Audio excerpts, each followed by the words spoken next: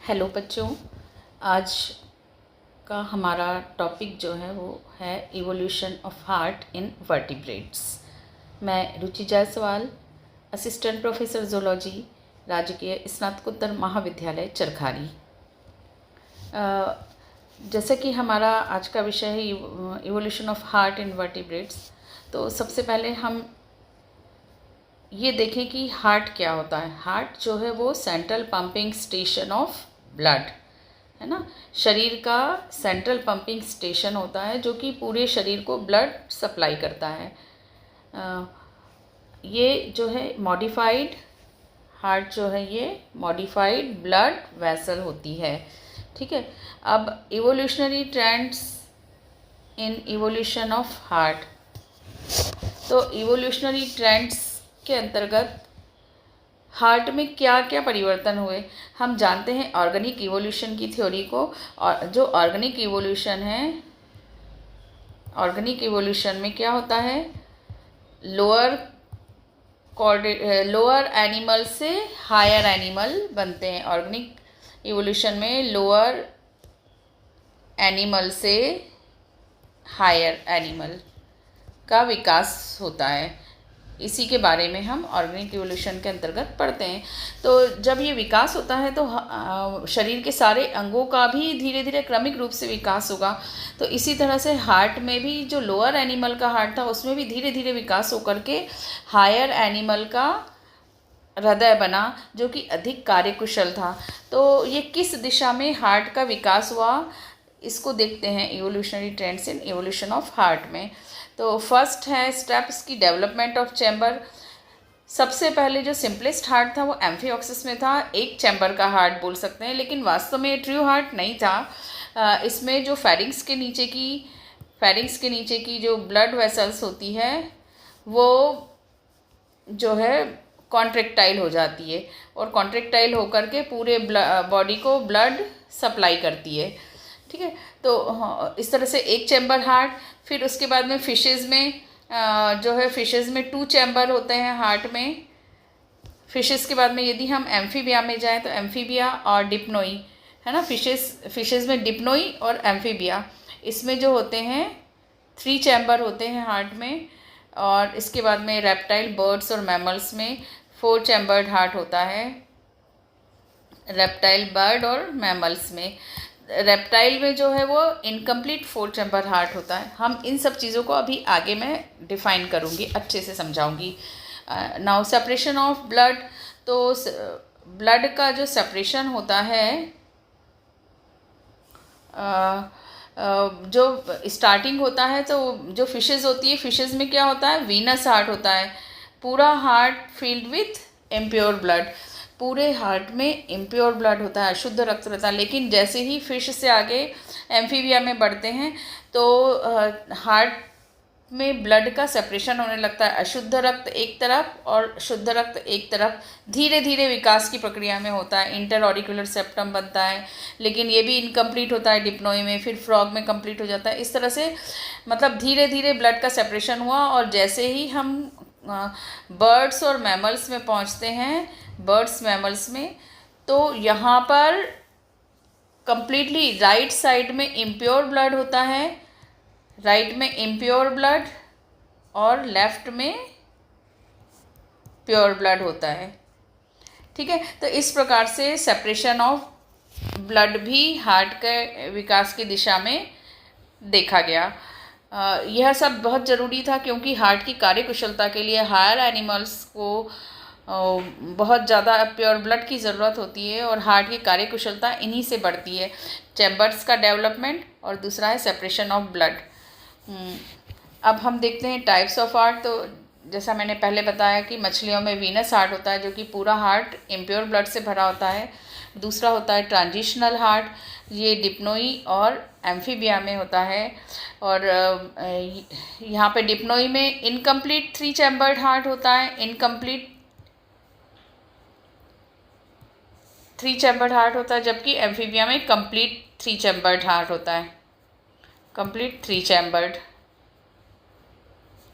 अब आते हैं डबल हार्ट पे। तो डबल हार्ट जो होता है वो होता है रेप्टाइल, बर्ड्स और मैमल्स में। बट रेप्टाइल्स में इनकम्प्लीट डबल हार्ट होता है।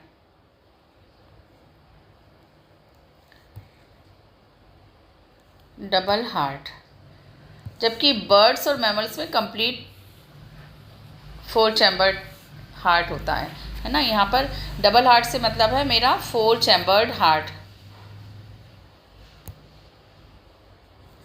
तो यहाँ पर इनकम्प्लीट 4 चैम्बर होता है, जबकि बर्ड्स और मैमल्स में कंप्लीट 4 चैम्बर्ड हार्ट होता है। अब हम देखते हैं कि किस तरह से इवोल्यूशन हार्ट में हुआ। अब सबसे जो सिंपलेस्ट टाइप का हार्ट होता है ये एम्फिओक्सिस में पाया गया, जो कि प्रोटोकॉर्डेट्स है। प्रोटोकॉर्डेट्स में भी सिफेलोकॉर्डेट्स है, सिफेलोकॉर्डेट्स में। लेकिन यहाँ पर ट्रू हार्ट नहीं पाया जाता, एम्फिओक्सिस में ट्रू हार्ट नहीं होता। यहाँ पर जो मीडियन ब्लड वेसल है, फेरिंग्स के नीचे की जो मीडियन ब्लड वेसल है वो कॉन्ट्रेक्टाइल हो जाती है और ब्लड को पंप करने लगती है। अब इसके बाद में हम जैसे ही नेक्स्ट लेवल पर पहुँचते हैं तो हम फिशेस पर आते हैं। प्रोटोकॉर्डेट्स के बाद में जब हम फिशेस पे आते हैं तो फिशेस में जो लोअर फिशेस है वो इलास्मोब्रैंक है और टीलियोस्ट फिशेस हैं। तो हम सबसे पहले हम इलास्मोब्रैंक में देखें कि हार्ट की क्या पोजीशन होती है। इलास्मोब्रैंक में पूरे बॉडी से ब्लड कलेक्ट होकर के क्यूवेरियन डक्ट, हिपेटिक साइनस, इनके द्वारा कलेक्ट होकर के ब्लड जो है वो कहाँ जाता है, ऑरिकिल में जाता है। यहाँ ये जो है ऑरिकिल है, यहाँ पर ब्लड आता है, पूरे बॉडी से ब्लड इकट्ठा होता है और कहाँ आता है, ऑरिकिल में आता है। ऑरिकिल से ये ब्लड जाता है वेंट्रिकल में, ये है वेंट्रिकल, है ना। यहाँ पर ऑरिकिल से वेंट्रिकल में जाता है। इस ऑरिकिल और वेंट्रिकल के बीच में ऑरिक्यूलो वेंट्रिकुलर वॉल्व पाया जाता है, ठीक है। अब ब्लड वेंट्रिकल से वेंट्रल एओर्टा के द्वारा जो है वो, चूँकि फिशेस गिल ब्रीदर होते हैं तो यहाँ पर ब्रैंकियल आर्चेस पाई जाती हैं इस तरह से। तो ये ब्रैंकियल आर्चेस और यहाँ पर गिल्स पाए जाते हैं। तो ये ब्रैंकियल आर्चेस में गिल्स के द्वारा शुद्ध रक्त होता है और इस प्रकार से रेडिसस एओर्टा बनता है और इस तरह से पूरी बॉडी को फिर ब्लड सप्लाई होता है फिशेस में। तो फिशेस में क्या होता है, वेंट्रिकल से फिर ये वेंट्रल एओर्टा के थ्रू गिल्स में और फिर पूरी बॉडी को ब्लड सप्लाई होता है। इलास्मोब्रैंक फिशेस में जो वेंट्रल एओर्टा रहता है उसका कुछ पार्ट इस तरह से नीचे की ओर धंस जाता है और ये बनाता है कोनस आर्टीरियोसस। ये कॉन्ट्रेक्टाइल पार्ट होता है, हाईली कॉन्ट्रेक्टाइल होता है और ब्लड को पंप करने में मदद करता है। इसमें 3 पेयर ऑफ वॉल्व पाए जाते हैं, 3 पेयर ऑफ वॉल्व, इसमें 3 पेयर ऑफ वॉल्व पाए जाते हैं। अब ये तो हुआ इलास्मोब्रैंक। इलास्मोब्रैंक के बाद में जब हम टीलियोस्टोमाई में आते हैं, अब मैं यहाँ पर ये जो मैंने इतना डिस्क्रिप्शन लिखा हुआ है सबका, ये चीज़ें नहीं लिख रही हूँ मैं, केवल जो अंतर है वो बता रही हूँ आपको कि इलास्मोब्रैंक से जब टीलियोस्ट में जाते हैं तो हार्ट में क्या परिवर्तन आता है। तो जब इलास्मोब्रैंक से हम टीलियोस्ट में पहुँचते हैं, इलास्मोब्रैंक से टीलियोस्ट में पहुँचते हैं तो वेंट्रल एओर्टा में ये जो कोनस आर्टीरियोसस वाला पार्ट है तो वेंट्रल एओर्टा का पार्ट और धंस जाता है और ये कोनस आर्टीरियोसस की जगह यहाँ पर बनता है बल्बस आर्टीरियोसस। ये जो है बल्बस आर्टीरियोसस है, ये जो है अपेक्षाकृत कम कॉन्ट्रेक्टाइल होता है बल्बस आर्टीरियोसस, है ना। और इसमें एक जोड़ी वॉल्व पाए जाते हैं। देखिए यहाँ पर जो कोनस आर्टीरियोसस था यहाँ पर 3 पेयर ऑफ वॉल्व थे, लेकिन यहाँ पर एक जोड़ी वॉल्व पाए जाते हैं बल्बस आर्टीरियोसस में और ये कम कॉन्ट्रेक्टाइल होता है। कोनस आर्टीरियोसस की जगह पर यहाँ पर बल्बस आर्टीरियोसस आता है, बाकी सारा स्ट्रक्चर इलास्मोब्रैंक से सेम होता है। ये थोड़ा सा एक एडवांस कैरेक्टर इसमें आ जाता है टीलियोस्टोमाई में, बाकी पूरा सेम है इलास्मोब्रैंक में। अब हम इलास्मोब्रैंक के बाद में टीलियोस्टोमाई के बाद में हम आते हैं डिप्नोई में। तो डिप्नोई और एम्फीबिया इन दोनों में ट्रांजिशनल हार्ट पाया जाता है। Transitional heart means 3 chambered heart,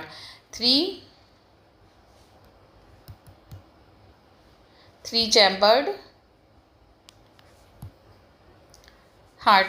लेकिन जो डिप्नोई होता है, देखिए यहाँ पर 2 चैम्बर हार्ट था, है ना, ऑरिकिल और वेंट्रिकल 2 चैम्बर हार्ट था। लेकिन जैसे ही हम डिप्नोई में पहुँचते हैं तो यहाँ पर 3 चैम्बर्ड हार्ट दिखाई देने लगता है। लेकिन ये कैसा होता है डिप्नोई में? इनकम्प्लीट 3 चैम्बर्ड हार्ट होता है, इनकम्प्लीट 3 चैम्बर्ड हार्ट यहाँ पर। तो यहाँ पर क्या हो रहा है, ये जो साइनस वेनोसिस है, ये जो साइनस यहाँ जो ये जो साइनस वेनोसिस है, डिप्नोई में डेवलपमेंट शुरू हो जाता है साइनस वेनोसिस का। तो एक नई चीज़ यहाँ पर दिखती है कि साइनस वेनोसिस का विकास यहाँ पर शुरू हो गया है। दूसरा, इसी के बेस से एक सेप्टम निकलता है जो कहलाता है इंटर ऑरिक्यूलर सेप्टम। ये ऑरिकिल है और ऑरिकिल के बीच में एक सेप्टम बन जाता है, और ये सेप्टम ऑरिकिल को 2 भागों में बांट देता है। ये है राइट ऑरिकिल और ये है लेफ्ट ऑरिकिल, है ना। तो राइट और लेफ्ट 2 में ये ऑरिकिल को इंटर ऑरिकुलर सेप्टम बांट देता है। लेकिन ये यहाँ पर इंटर ऑरिकुलर सेप्टम जो रहता है वो इसमें फोरामेन ओवेल पाया जाता है। यहाँ पर एक होल होता है जिसके कारण कि यहाँ ब्लड का मिक्सिंग होता है, ठीक है। यहाँ पर ये जो होल होता है यहाँ पर फोरामेन ओवेल, ये फोरामेन ओवेल, इसके कारण यहाँ ऑरिकिल में ब्लड का मिक्सिंग हो जाता है। मतलब कंप्लीट 3 चैम्बर हार्ट यहाँ पर अभी नहीं बना है, क्योंकि ऑरिकिल में ब्लड का मिक्सिंग हो रहा है, ऑरिकिल में ब्लड का सेपरेशन नहीं हो रहा है, 2 कंप्लीट चैम्बर नहीं बन रहे हैं ऑरिकिल में। तो ये तो हुआ डिप्नोई का स्ट्रक्चर। अब डिप्नोई के बाद में जैसे ही हम एम्फीबिया में आते हैं तो हम देखते हैं क्या चेंज आता है एम्फीबिया में। एम्फीबिया में साइनस वेनोसिस वेल डेवलप्ड हो जाता है। यहाँ पर डेवलपिंग स्टेज में था, थोड़ा सा कम विकसित था एम्फीबिया से, लेकिन यहाँ पर वेल डेवलप्ड हो जाता है साइनस वेनोसिस। और इसी के बेस से एक निकलता है इंटर ऑरिकुलर सेप्टम, जो कि यहाँ भी निकला है, लेकिन यहाँ पर कंप्लीट है, ये कंप्लीट इंटर ऑरिकुलर सेप्टम है ना। जबकि यहाँ आप देख रहे हो डिप्नोई में ये जो इंटर ऑरिकुलर सेप्टम है ये क्या है, इनकम्प्लीट है ना। यहाँ क्यों? क्योंकि यहाँ पर ये फोरामेन ओवेल पाया जाता है। तो लेकिन फ्रॉग में ये फोरामेन ओवेल, यहाँ पर ये जो था ये फोरामेन ओवेल नहीं है। इसका मतलब है कि ये कम्प्लीटली 2 चैम्बर में डिवाइड हो गया, 1 चैम्बर, 2 चैम्बर और तीसरा चैम्बर वेंट्रिकल का। तो इस प्रकार से कंप्लीट 3 चैम्बर्ड हार्ट बनता है एम्फीबिया में, जबकि डिप्नोई में इनकम्प्लीट 3 चैम्बर्ड हार्ट होता है। फिर ब्लड जो है साइनस वेनोसिस से कहाँ जाएगा, ये राइट ऑरिकिल में जाएगा। राइट ऑरिकिल और लेफ्ट ऑरिकिल दोनों से ये वेंट्रिकल में जाएगा, और वेंट्रिकल से वेंट्रल एओर्टा के थ्रू बॉडी को सप्लाई होगा। तो इस प्रकार से एम्फीबिया में 3 चैम्बर्ड हार्ट बन जाता है। अब आते हैं एम्फीबिया के बाद में रेप्टाइल, बर्ड्स और मैमल्स। 3 चैम्बर्ड हार्ट के बाद में 4 चैम्बर ऑफ हार्ट डेवलप हुआ। 4 चैम्बर में हम सबसे पहले देखते हैं रेप्टाइल में, इस 4 चैम्बर्ड हार्ट को हम डबल हार्ट भी बोलते हैं। 4 चैम्बर्ड हार्ट जो होता है, 4 चैम्बर्ड हार्ट जो रहता है, इसको हम डबल हार्ट भी बोलते हैं। देखिए रेप्टाइल में क्या होता है, रेप्टाइल में इनकम्प्लीट डबल हार्ट होता है ना। इनकम्प्लीट डबल सर्कुलेशन होता है और इनकम्प्लीट डबल हार्ट होता है रेप्टाइल में। तो रेप्टाइल्स में क्या होता है, डबल हार्ट तो होता है लेकिन इनकम्प्लीट डबल हार्ट होता है। क्यों? क्योंकि देखिए यहाँ पर ये जो ऑरिकिल है, राइट ऑरिकिल, लेफ्ट ऑरिकिल, यहाँ पर तो इंटर ऑरिकुलर सेप्टम कंप्लीट है। ये कंप्लीट एम्फीबिया में ही हो गया था, इंटर ऑरिकुलर सेप्टम, है ना। कंप्लीट इंटर ऑरिकुलर सेप्टम हम एम्फीबिया में देख रहे थे। लेकिन जैसे ही हम रेप्टाइल में पहुँचते हैं, एम्फीबिया के बाद में रेप्टाइल में पहुँचते हैं, तो रेप्टाइल में वेंट्रिकल के बेस से एक निकलता है इंटर वेंट्रिकुलर सेप्टम। लेकिन ये जो इंटर वेंट्रिकुलर सेप्टम होता है ये इनकम्प्लीट होता है। क्यों होता है? इसमें यहाँ फोरामेन ऑफ पेनेजा पाया जाता है, फोरामेन ऑफ पेनेजा। तो इस फोरामेन ऑफ पेनेजा के कारण ये इनकम्प्लीट वेंट्रिकुलर चैम्बर होते हैं, है ना। यहाँ पर ब्लड का मिक्सिंग होता है फोरामेन ऑफ पेनेजा के कारण, वेंट्रिकल में ब्लड का मिक्सिंग होता है रेप्टाइल्स में। रेप्टाइल्स में एक और विशेषता देखने को मिलती है कि यहाँ वेंट्रल एओर्टा जो है वो, ये जो यहाँ पर जो जिस तरह से ये इस तरह से वेंट्रल एओर्टा जो बना था ये 3 भागों में चिर जाता है। तो 2 भाग राइट साइड को ज्वाइन करते हैं और वेंट्रल एओर्टा का एक भाग जो है वो लेफ्ट साइड को ज्वाइन करता है। राइट साइड को जो ज्वाइन करता है ये भाग कहलाता है सिस्टेमिक आर्च। राइट साइड से जो निकलता है सिस्टेमिक आर्च, और ये भी सिस्टेमिक आर्च। तो ये चूँकि राइट साइड में घूमी, लेफ्ट से निकली है, राइट साइड में घूमी है, तो ये कहला रही है right systemic arch, right systemic arch.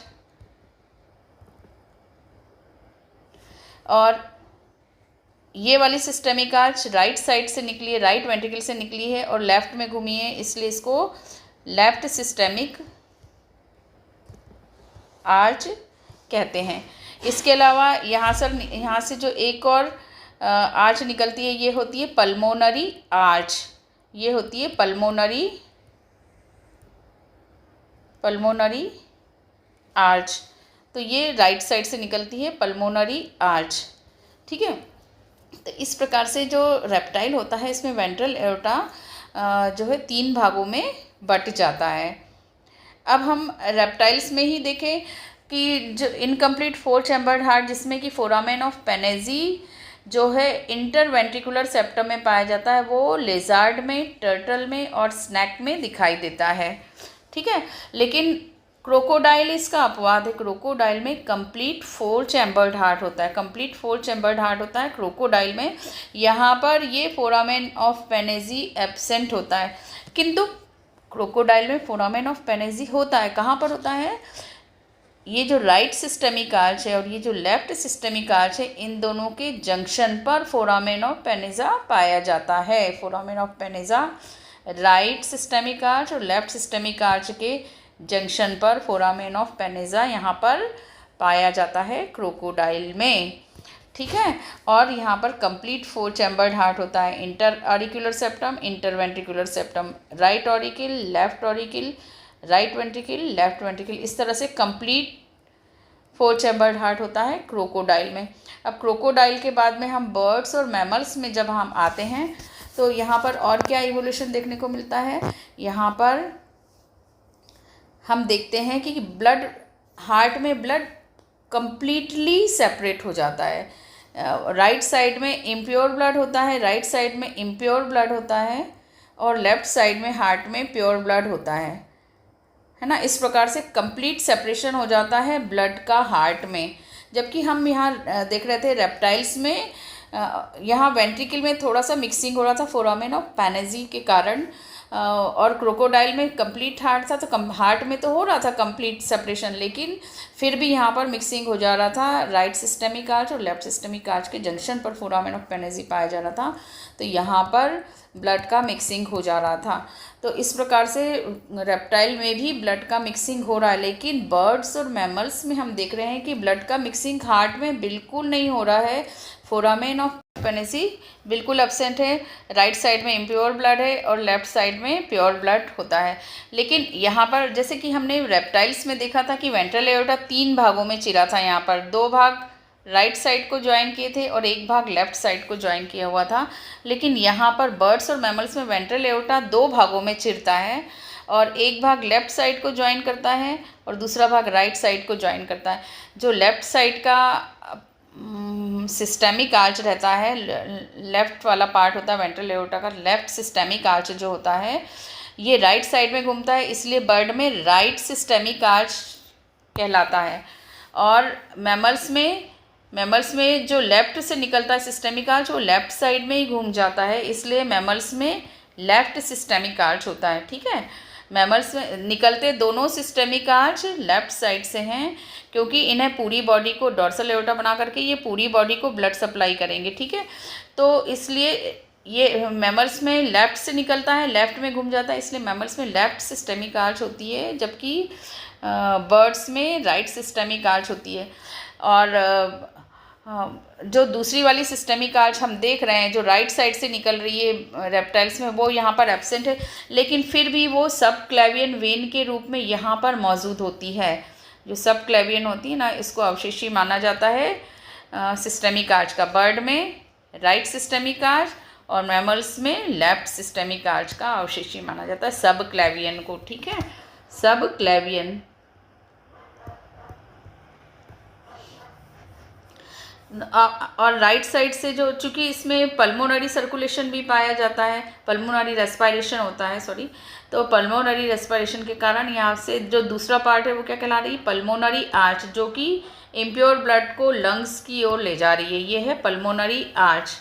यहाँ भी देखिए पल्मोनरी आर्च है, और यहाँ पर ये जो है ये भी रेप्टाइल में भी पल्मोनरी आर्च है, ठीक है, ये पल्मोनरी आर्च, पल्मोनरी आर्च, ठीक है। तो इस तरह से बर्ड्स और मैमल्स में कंप्लीट डबल सर्कुलेशन पाया जाता है। यहाँ पर जो इंटर ऑरिकुलर सेप्टम का डेवलपमेंट कहाँ पर चालू होता है, डिप्नोई में इंटर ऑरिकुलर सेप्टम का डेवलपमेंट चालू हो जाता है। क्यों?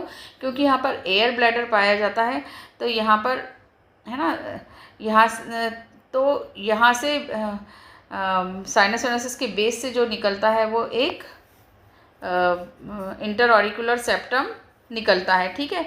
इसी प्रकार से जब हम एम्फीबिया में पहुँचते हैं तो एम्फीबिया में क्या होता है, एम्फीबिया में भी यहाँ पर चूँकि एम्फीबिया में भी लंग्स पाए जाते हैं, एम्फीबिया में लंग्स पाए जाते हैं, जैसे एनोरा वगैरह है, और यूरोडेला में एक्सटर्नल गिल्स होते हैं। तो जो लंग्स के लिए भी यहाँ पर निकलती है पल्मोनरी वेन, और ये पल्मोनरी वेन जो है वो